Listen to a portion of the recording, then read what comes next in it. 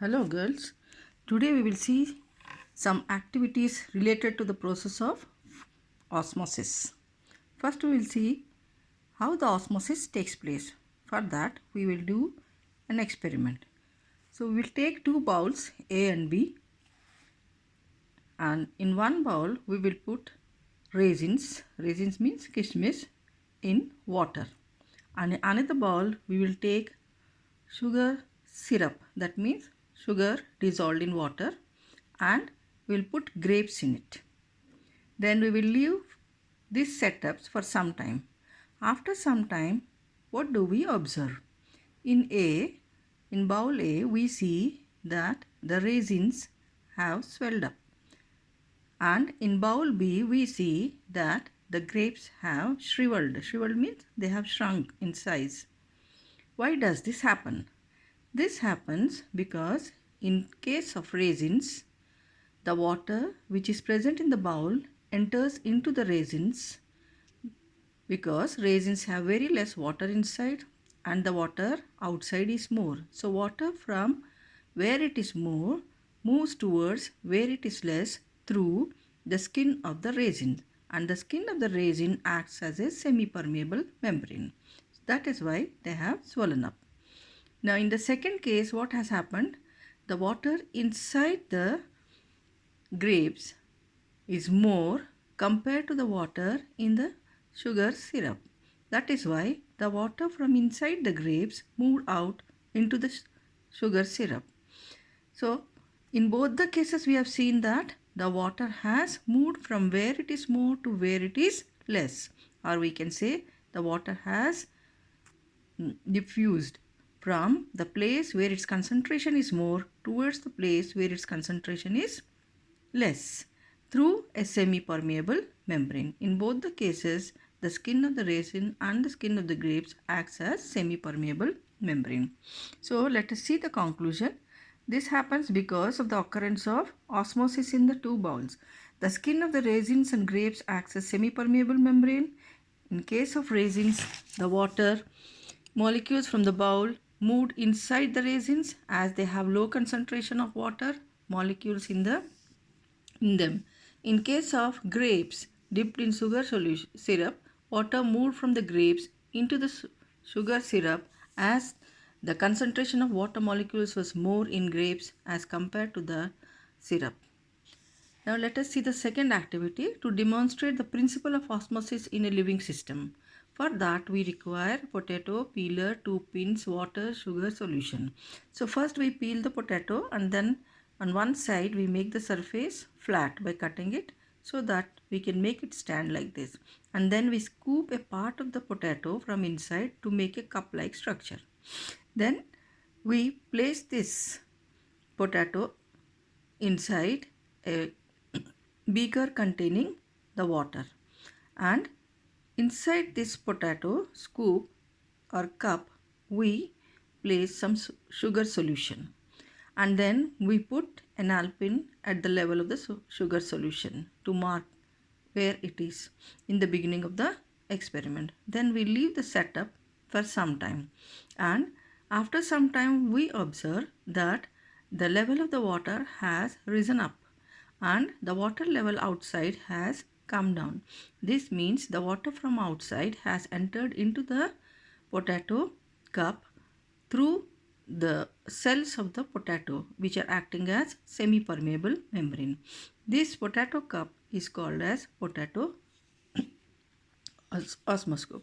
So this setup where we put the sugar solution in the potato cup is called as potato osmoscope or potato osmometer.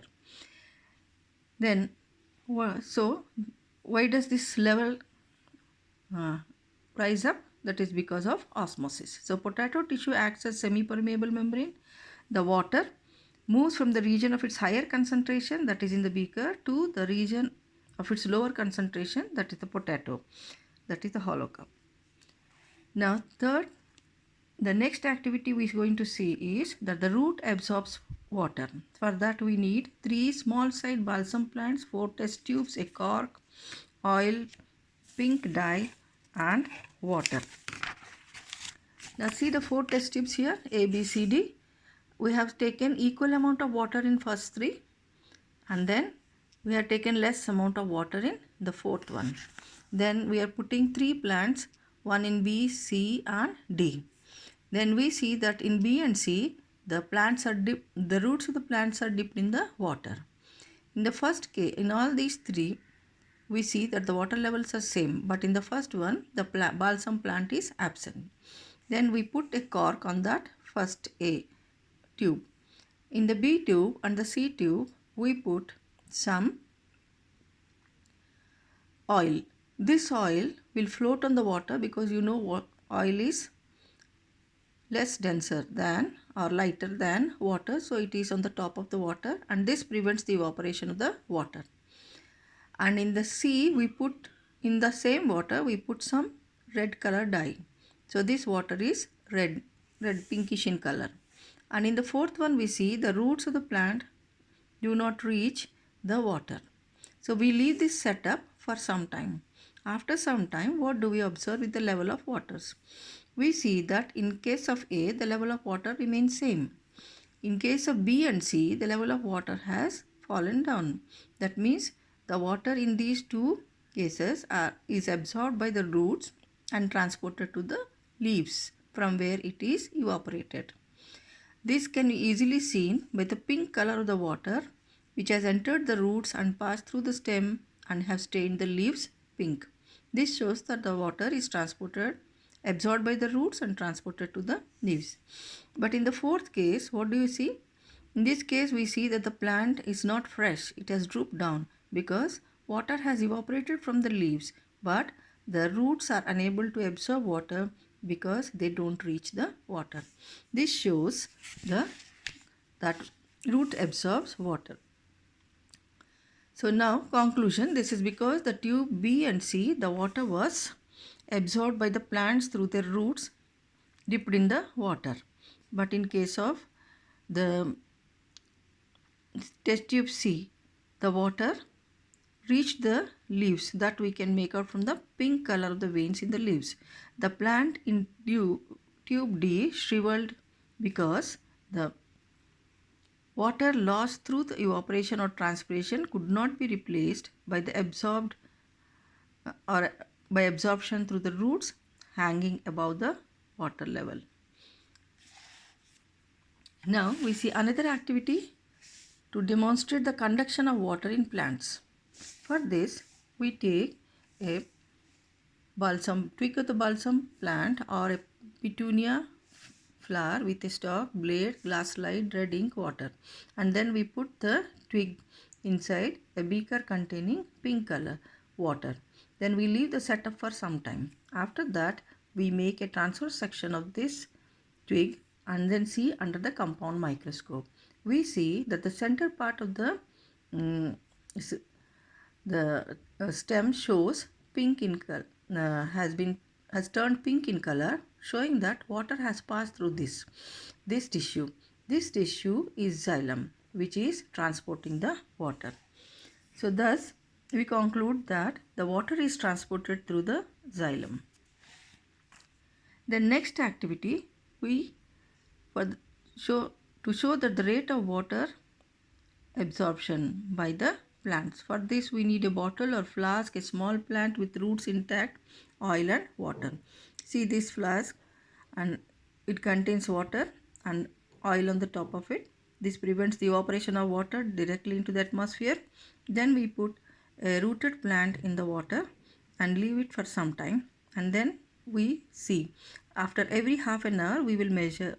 First we mark the level of the water in the beginning of the experiment, and after every half an hour we see the level of water in the flask.